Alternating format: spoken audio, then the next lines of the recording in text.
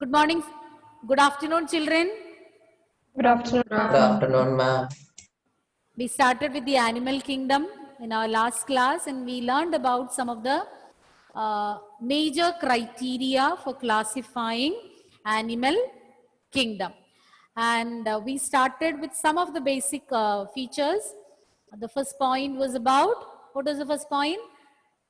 The levels of organization. Then we learned about the body symmetry. And then we learned about the organ system level of organization. We discussed about two types of digestive system. Nandana, which are those two types of digestive system? Complete digestive system and incomplete Complete digestive system and incomplete digestive system. How are these two different? Rijas, how are complete and incomplete digestive system different? In incomplete digestive system, A little louder. in incomplete digestive system, there is only one opening. Incomplete or incomplete? Incomplete. And in complete? There are two openings for mouth and anus. Okay. Then we learned about closed and open circulatory system also. Punya, tell me what is the difference between both? In closed circulatory system, the arteries and veins pump the blood to each and every cell of the Or body. else you can say definite blood vessels are there. Then the other type? The blood drains all the cells with the heart drains all the Heart cells pumps the blood and? It provides it to all the cells directly. Are there any blood vessels there? No. What type of circulatory system is that? Open. Okay. So let us continue with today's topic.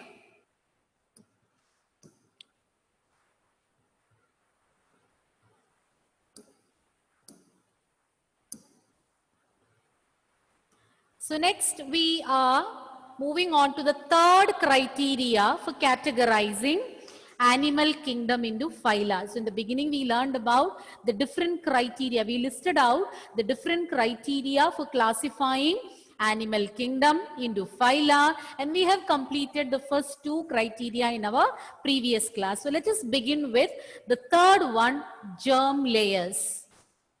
So briefly you might have learned about it in class 9. So there are different germ layers, and it is from these germ layers that the different organs are being formed. So when you are in the embryonic stage, the embryo will consist of different germ layers, and each of these germ layers undergo modification and form different parts of your body. So based on the number of germ layers present, you can categorize organisms into diploblastic and triploblastic. Diploblastic and triploblastic. So from the name itself, from the term itself, you will get an idea. Diplo indicates two, two, triplo, three. So in diploblastic animals, there will be two germ layers. So two germ layers are ectoderm and endoderm. Ectoderm is the outer layer, and internal one is endo, inside. Okay? And when only these two germ layers or only two embryonic layers are present, you call them as diploblastic animals. So what are diploblastic animals? Animals having just two germ layers. Which are those two germ layers? Ectoderm and endoderm. Which one forms the inner layer? Endoderm. And which one forms the outermost? Ectoderm. Clear, children? So those organisms where only two layers, only two germ layers are present, fully differentiated two germ layers are present, you call them as diploblastic. And in between these two layers, they have an undifferentiated layer. You call it as mesoglia. So in between ectoderm and endoderm, there is an undifferentiated layer. You call it as mesoglia. You don't consider it as a separate germ layer. It's an undifferentiated layer, and you call it as mesoglia. So about diploblastic animals. So here you can see diploblastic animals. There it is marked. All the different parts are marked over there. This is how the germ layers are present there. There is endoderm, the innermost, this one, innermost layer. Then the outermost layer. And that also in light violet or purple color. And that, what to say, what color is that? Slightly orangish or peachish color, what you can find is mesoglia. There you can see, you cannot see any individual cells over there, just a mass. So that is known as mesoglia. Okay, so once again I'll repeat, we learned about the classification of animals based on the germ layers, diploblastic and triploblastic. As the name suggests, in diploblastic animals there are only two germ layers. Which are those two germ layers? Endoderm and ectoderm. So ecto outside, endo inside, and in between they have one more layer, but we don't count it as a third one because it's not differentiated, it is not fully formed, and you call it as mesoglia.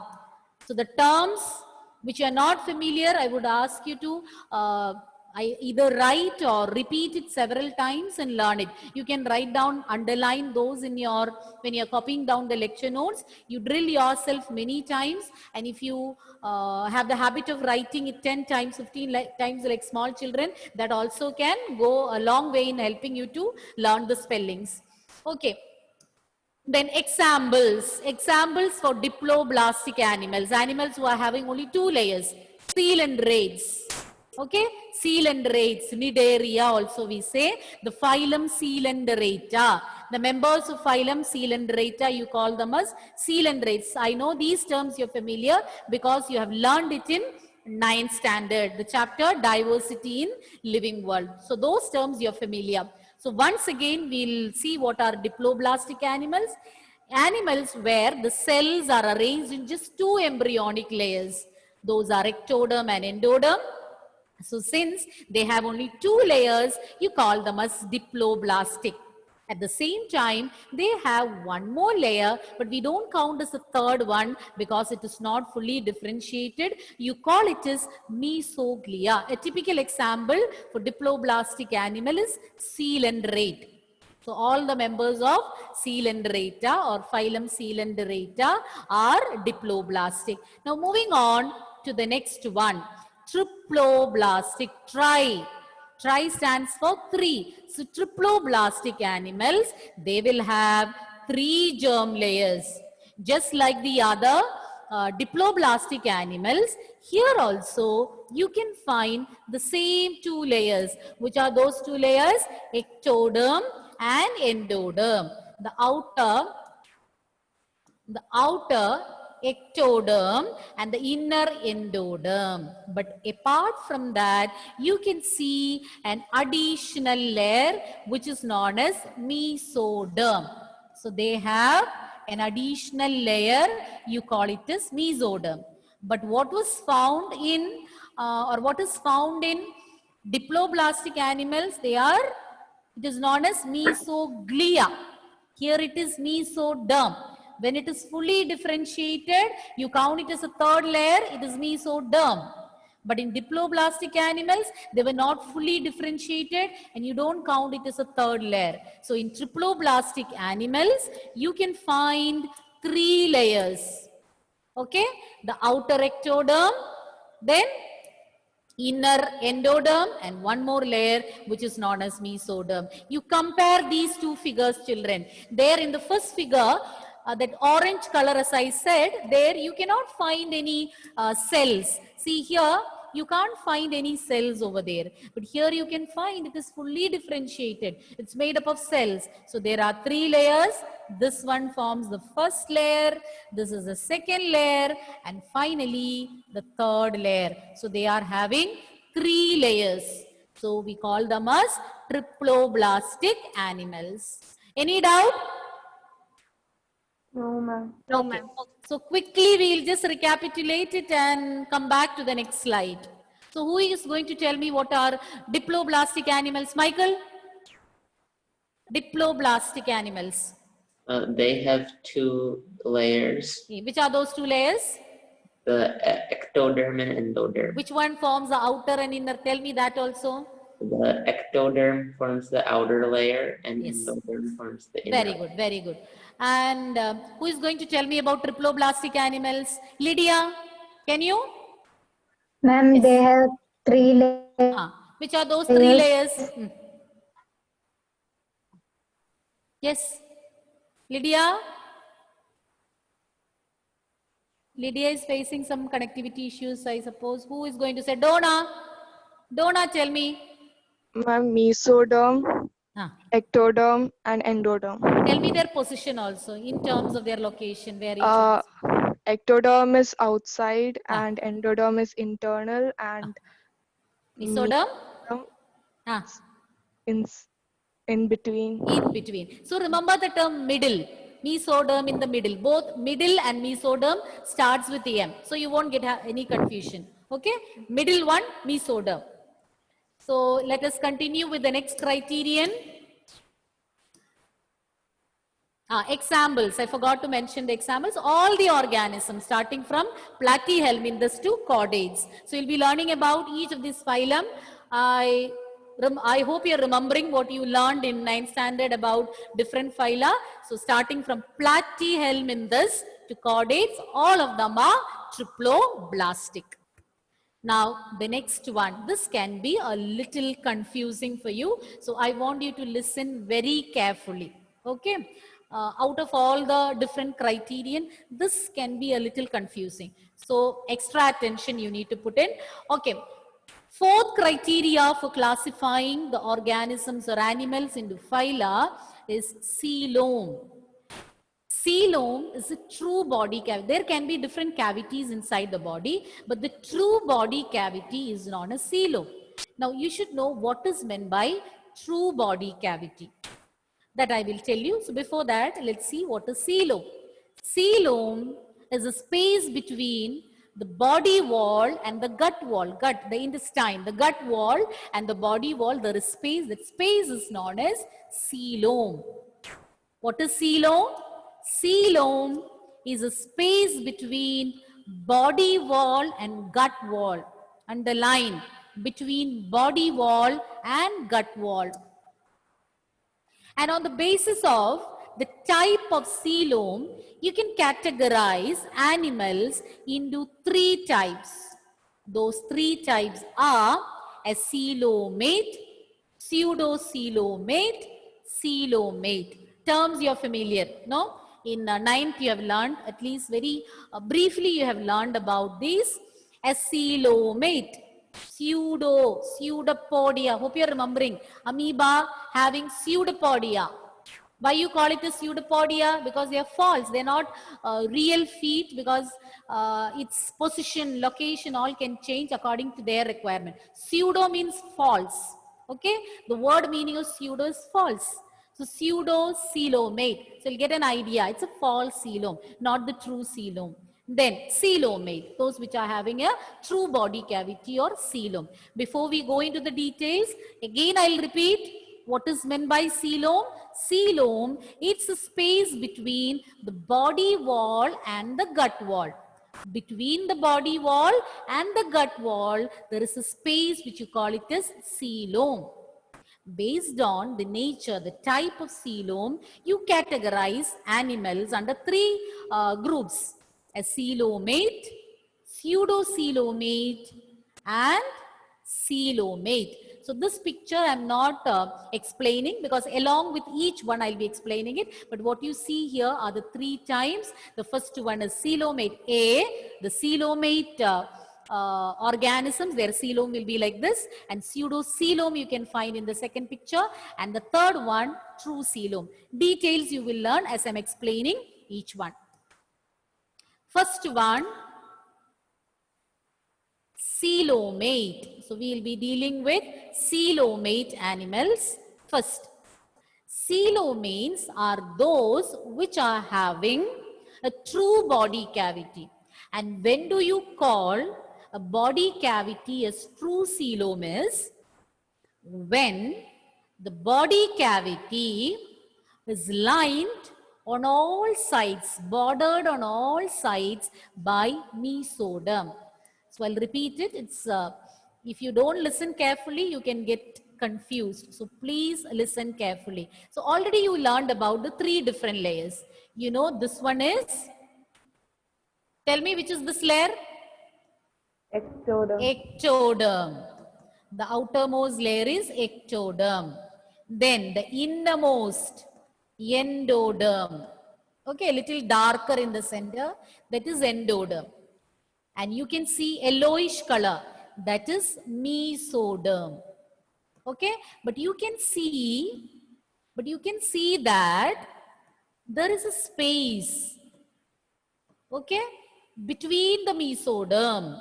You can see, or in the center of the mesoderm, you can see a cavity.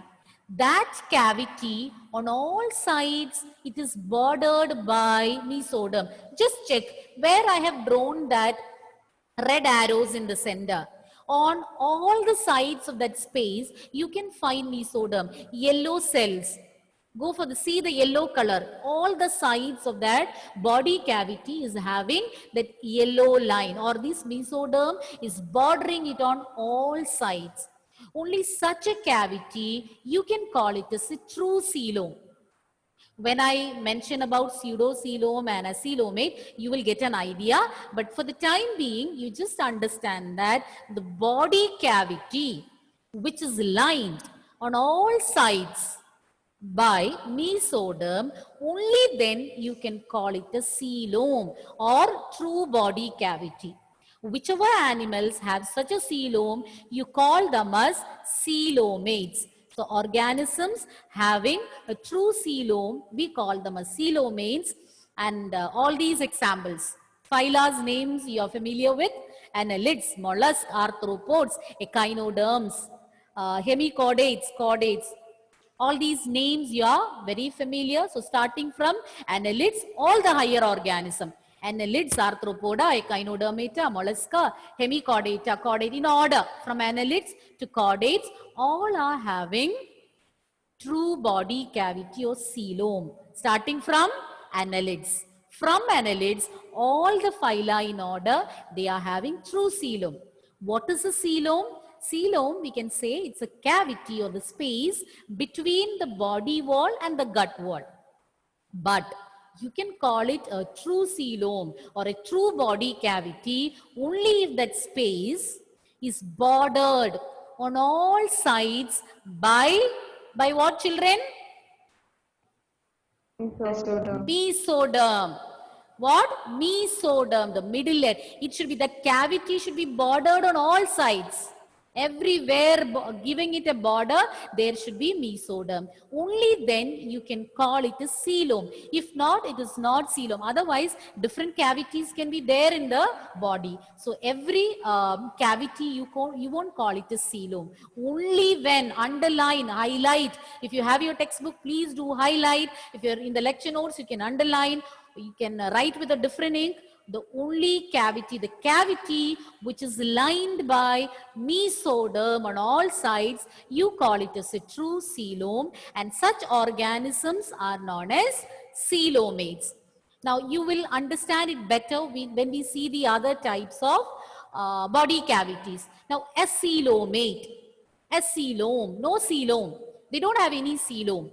They have body cavity, but it is not true coelom or a true body cavity. The animals in which the true body cavity or the coelom is absent, you call them as acoelomates. Example is platyhelminthes or flatworms. Phyla names you are remembering, children, what you learned in 9th? If not, it will be better if you can revise your 9th standard. Just read the 9th standard textbook once if you have it at home, or from the net also you can take. So simplified version of all that general features of animal phyla you will get from there. So by next class, before we start the different phyla, please do read and come. Okay. And if you don't have the textbook, you can download it from the Google website. Acoelomate means the animals in which the body cavity is absent, platyhelminthes. So here you can see the picture.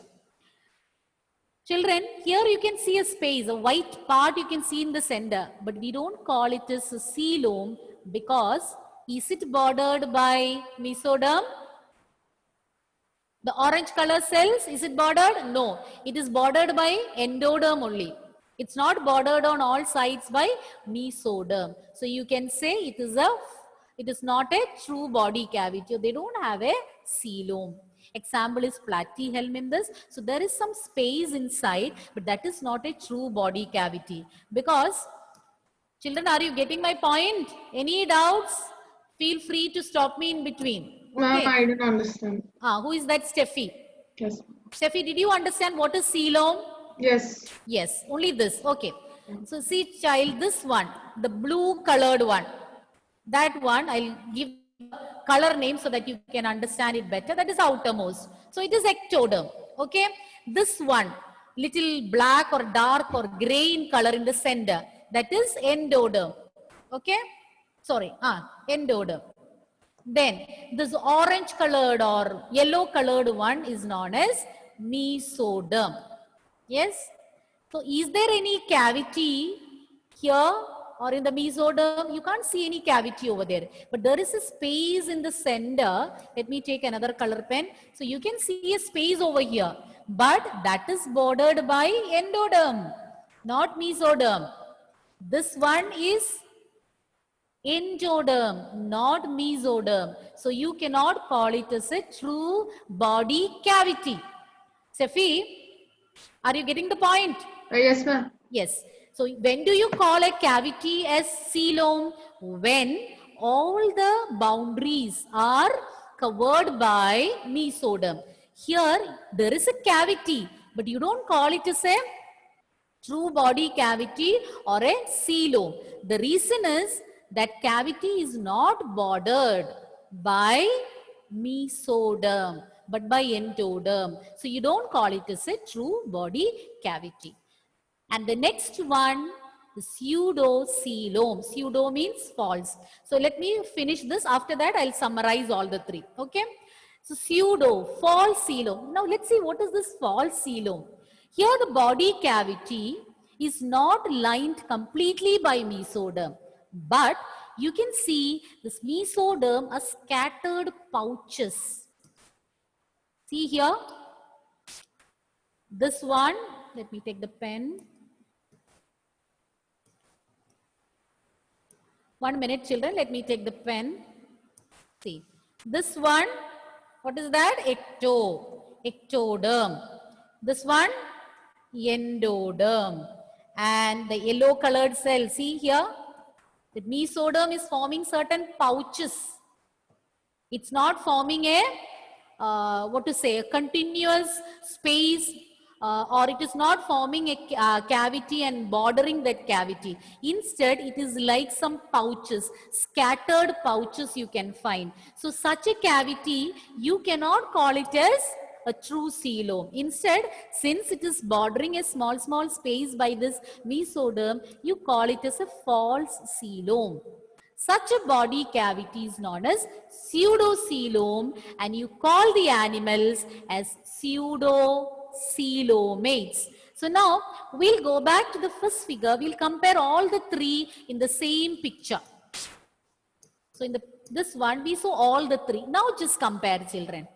So we learned that based on the body cavity, you can find three types of animal: coelomate, pseudocoelomate, and acoelomate. Okay. So the first figure, what you see, just I want you to compare. That is why we came back to this slide, all in the same slide. So you can find three types of coelom. The first one is coelomate. I want everyone to listen here. And you can see a cavity, a white colored part given, which is bordered by that yellow or mesoderm cells on all sides.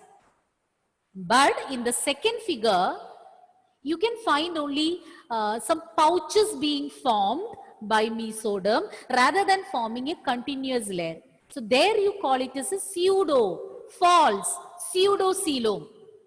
Whereas in the last one, there is some white space in the center, some cavity is there. But that you can't call it as a true body cavity. Why? Because it is not lined by, it's not lined by what, children? Mesoderm. Mesoderm. Mesoderm. Anybody wants me to repeat these points? Anyone? So quickly, since it is a confusing topic, quickly we'll go through these slides. Okay. Coelom is a space between body wall and gut wall. On the basis of the nature of the coelom, you can categorize into a coelomate, pseudocoelomate, and coelomate. The first one is coelomate. They have a true body cavity which is lined by mesoderm. And such animals having coelom, we call them as coelomates. Examples from annelids to all. You can tell it in order. Annelids, arthropod, mollusk, echinodermata, hemichordata, chordata. Then acoelomate means they don't have a coelom. They don't have a body cavity which is lined by mesoderm, platyhelminthes. And pseudocoelomates, the body cavity is not lined by mesoderm. You can find some scattered pouches, but it is not forming a true coelom. They are forming some scattered pouches bordered by mesoderm. An example for pseudocoelom, Aschelminthes. And commonly we call them as roundworms, Aschelminthes. Okay? Yes? Aschelminthes, we even call it as nematoda. I think in 9th standard you learn it as nematoda. Nematoda is same as Aschelminthes. Okay, children? Any clarification? Any clarification you need? I need a yes or no. Whether it is yes or no, I want to hear from you. No, ma'am. Okay. Clear? Is it confusing? Slightly, no? A bit confusing. Let me see whether you have understood. If not, we will again go back to that. Okay. Sania, tell me what are coelomate animals? In there, the ectoderm and endoderm would be lined by the mesoderm. Ectoderm and endoderm is lined by mesoderm. Coelom No. actually, The cavity between body cavity. It is lined by mesoderm. mesoderm. It's not ectoderm and endoderm being lined, but the body cavity is lined by mesoderm. Will you repeat it once again? Yes, ma'am. In coelom, the body cavity between ectoderm and endoderm is lined by mesoderm. You don't have to say between, okay? Just say the body cavity is lined or bordered by mesoderm on all sides. So simply it is lined by mesoderm. Nia, can you give examples for coelomate organisms? Annelids, Annelids. One more example. arthropods. Okay, annelids and arthropods. And Anna, what are coelomates? Anna, no light there? No, ma'am. Current when? Okay. Okay, sit in a well-lighted room. At least open the windows. Okay, tell me the answer. The animals in which body cavity is not lined. Body cavity is not lined by what? That is the highlight. Cavity is not Which layer? Which layer? So you other way to remember. So M for main or major. Okay, mesoderm also starts with M. So remember that when you are mentioning about the coelom, the main to be focused is starting with M. Main, M, mesoderm, M. So you won't have any confusion. I want Anna to repeat it again. Okay, ma'am. The animals in which the body cavity is not lined is known as. Not lined. Again, you are missing that point. Not lined by. I didn't hear. Not lined by mesoderm. That's it. Okay. Examples for coelomates. Nidhi, example for coelomates. Platyhelminthes. Very good, Nidhi. And pseudocoelomates. What are pseudocoelomates? Steffi, you had some confusion, no? Let me see whether it is cleared. Unmute first. Yes. Again you muted. Yes, now it's okay. Yes. Here the body cavity is not lined by mesoderm. Instead, what can you find there? There are pouches of mesoderm. So some mesoderm will form certain pouches. So Nandana, tell me an example for pseudocoelomates. Only one phylum. Huh? Nematoda. Same as Chelminthes or Nematoda. Anybody have some doubts regarding that? Any area to be repeated? Evelyn, is that clear? Ma'am, Anthony is not here. Anthony, have you understood? Yes. Then tell me what are acoelomates. You try, I will help you. What are acoelomates? Acoelomates means what? Any of these, did you understand what is coelom? You respond, Anthony. Don't check, I will help you. The animals which are